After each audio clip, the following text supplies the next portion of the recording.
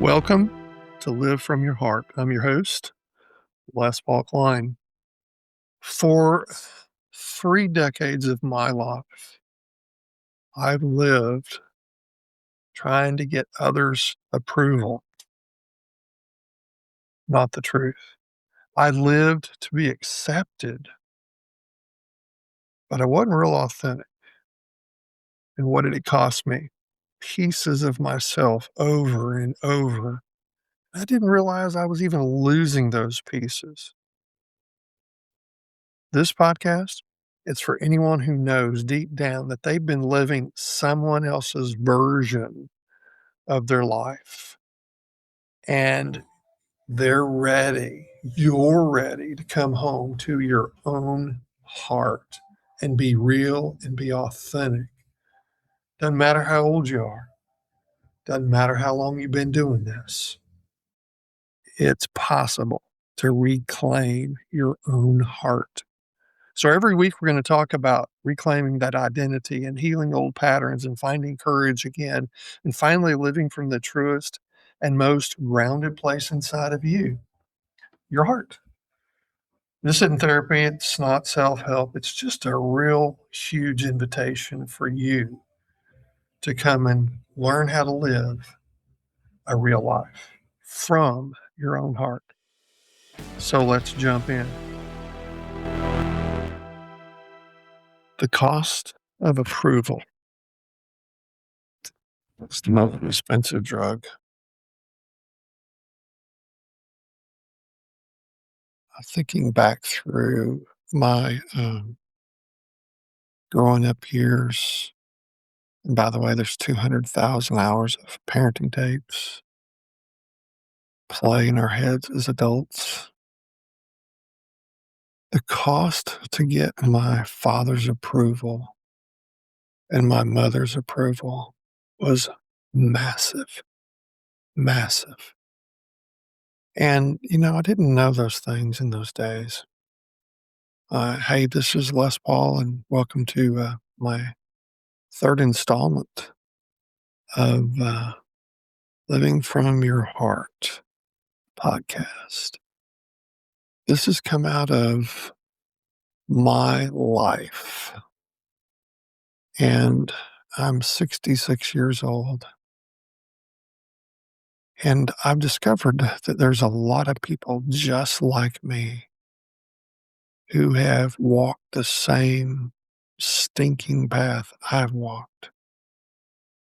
And so every week I'm trying to just open up another door and another window so that you can see and hear how much the cost is for not living from your heart and how long it could or has lasted. The cost of living for approval in my world, I would say cost me at least 30 years of my life. That's a lot because I'm 66. Think about that.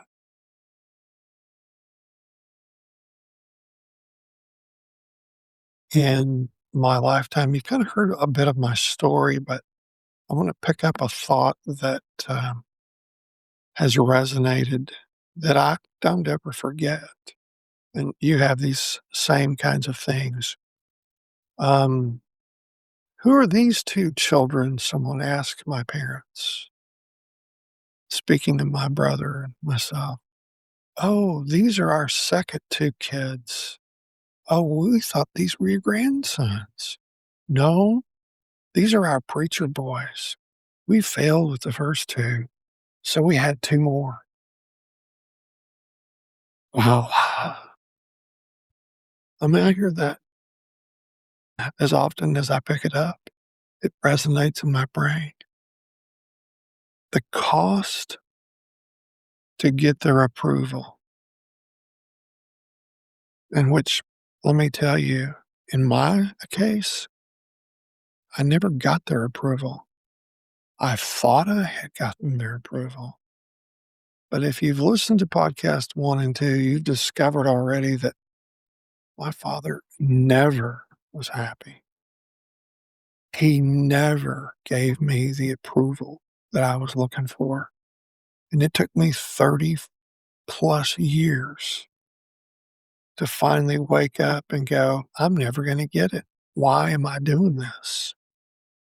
So, here's what approval seeking looks like.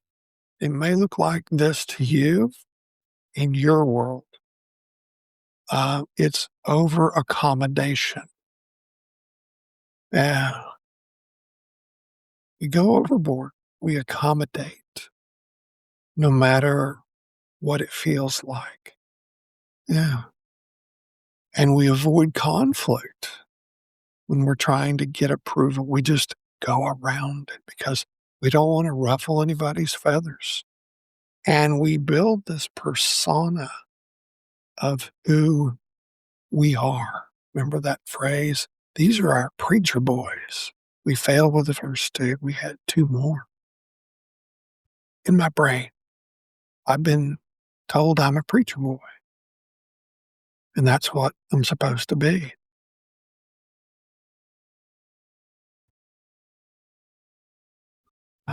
So many things run through my head when I replay that, and I know that you have the exact same things that have happened in your world in a different place, maybe with different people.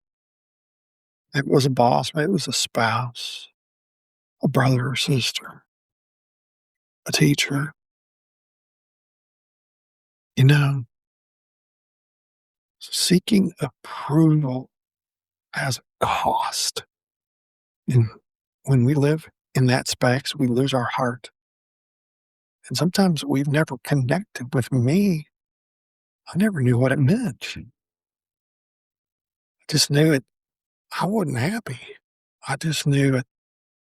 This isn't working for me. So let me tell you what the costs are. They're hidden. Okay. They're hidden, but there's some cost. You lose your identity. Yeah. You lose your identity. I read a story this morning by a lady who kind of lives her life out loud on social media. And so she's a writer and she tells her stories. And I've read many of her stories, and they're so inspiring and honest. And if you read, she's broken because every woman she's loved and has allowed in her life have crushed her.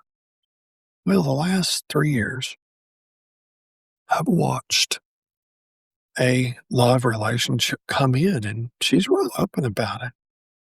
And this fellow was from another country, and he would come and stay 3 months at a time. She talked about how good it was, but every time he came to visit,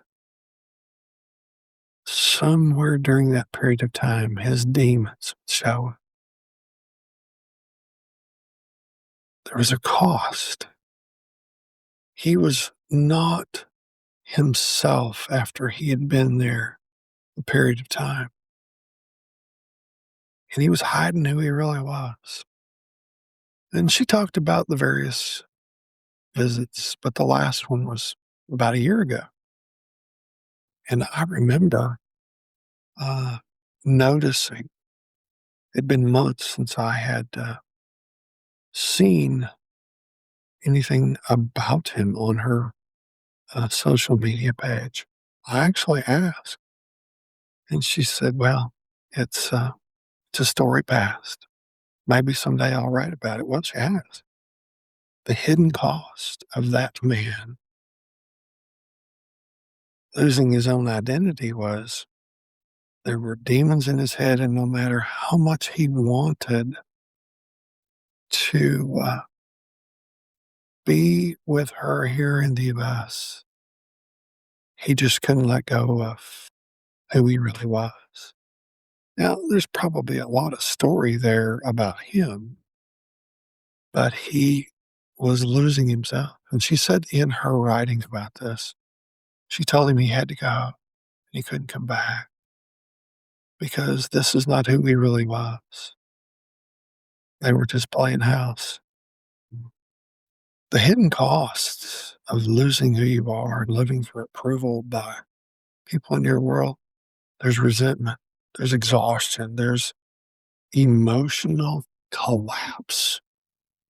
You ever seen somebody collapse? Because they're at the end of their emotions. Yeah. Have you ever collapsed? I have. I have reached a place where the anxiety and the frustration peaks.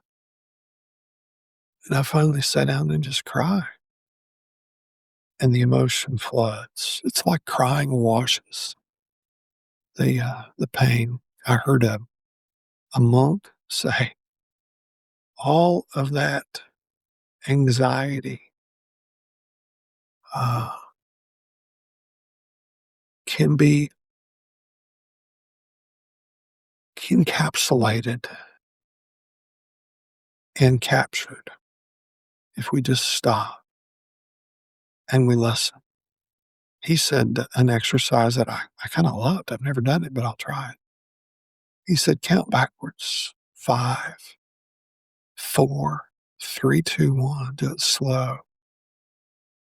And then get up and move. And I know for me, when anxiety has hit, because this piece of my world has been just a large part of my emotional anxiety. The only thing I've been able to find that would relieve that anxiety was walking, running. Yeah, getting up, moving my body. Yeah, that was it. That may be what you need to do. And by the way, if you're seeing this on a YouTube page, I promise you, this is as raw as it gets. I'm just me, and I'm not going to edit anything. So, what do we do? What do we do? Yeah, and why we do it? Here's the why, and I'll tell you the what. How to break this cycle, but we do it because we want our parents' love. We do it because we've been conditioned to do it. We do it because it's our family history. It's our validation. It's how we survive. I used to teach this phrase when I was helping people through divorce. The reason you keep going back to him or her is it's familiar. It's a pattern that you know about. And the fear of the unknown is greater than the fear of the known. That's why we stay in this world living for somebody's approval that we may or may not ever get. And I would venture to say that most of us really never get their approval, not completely. But if we do, we lose ourselves. We're conditioned. My parents, think about this. That phrase that I gave you, we failed with the first two. We had two more. These are our preacher boys. The first time I remember hearing that, it was probably 8 or 9, 10. Yeah. Been conditioned. Isn't that crazy? It was what my family did. Um, and they didn't know any better. My dad came up through the teens and 20s, lived through the Depression. I had a hard life. They were dirt poor, had nothing, worked with his hands for everything we ever had, he ever had. Yeah. So how do we break the cycle? What do we do? Gotta land the plane, don't we? Yeah. Well, you have to start with boundaries. This is hard. But if you don't start with boundaries, you just keep getting abused. You just keep getting beat on. and you regret it over and over again. But somewhere along the way, you got to set a boundary and hold the boundary and say, no more. I'm not going to do this anymore. I'm not going to live my life for someone else anymore. I'm not going to continue to seek his or her or their approval anymore. How they feel about my decision is not going to be my issue. Set a boundary. But before you can set the boundary, there's a little caveat here. You're going to have to tell yourself the truth. Yeah. I had to tell myself the truth of what I knew in my soul, but it took years. I mean, I was in my early 30s when I finally faced the truth. No matter what I did, I'd never get his approval. I'd never get his sit with that for a little bit. And my dad never told me he loved me. Never. And I set a boundary. And you know what he did? My parents lived in our home with us at the time. And in the evenings, the family would sit in the family room, maybe watch something on the television. Or my dad loved the Waltons. Um, but he had his own TV he had brought with him because times during the day he wanted his space. He'd had that set up in the living room. He took that TV and put it in his bedroom and went into his bedroom and pouted. And they were with us probably another month or 6 weeks. Couldn't really remember, but I knew he was going home soon, and he did. And packed it up and went back to Texas. Well, once he was gone, my heart could spread and relax. I didn't make all the right decisions. I made some grave errors in all sense of this, but I knew that I wasn't called to be a pastor of a church. My heart wasn't in it. And to be honest, I was a really good communicator, but I did not like the people aspect that the church brought into my world. I just didn't like it. I liked helping people and help them recover their brokenness. But the church complex just, that didn't settle well. So if you're going to break the cycle of living your life for someone else, and you're going to stop living, paying a price to get someone else's approval, it's a hard decision and a hard boundary. And you've got to set it in motion. You got to put it in place. So let me say this. If you're tired of chasing approval,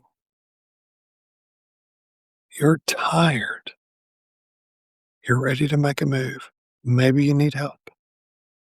Down in the show notes, as we kind of wrap this up, there's a link.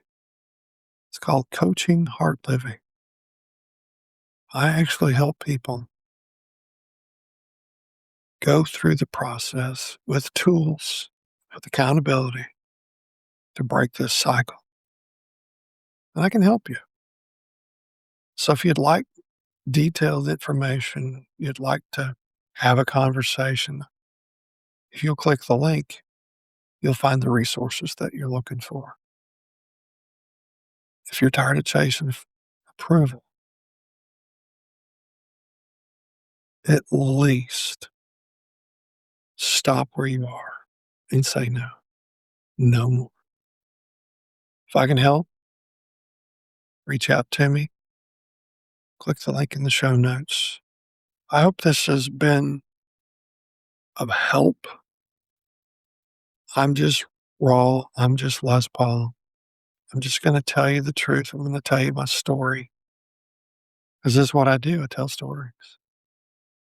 And my story in my life is why I'm here. Have a blessed one. I will see you on the next one.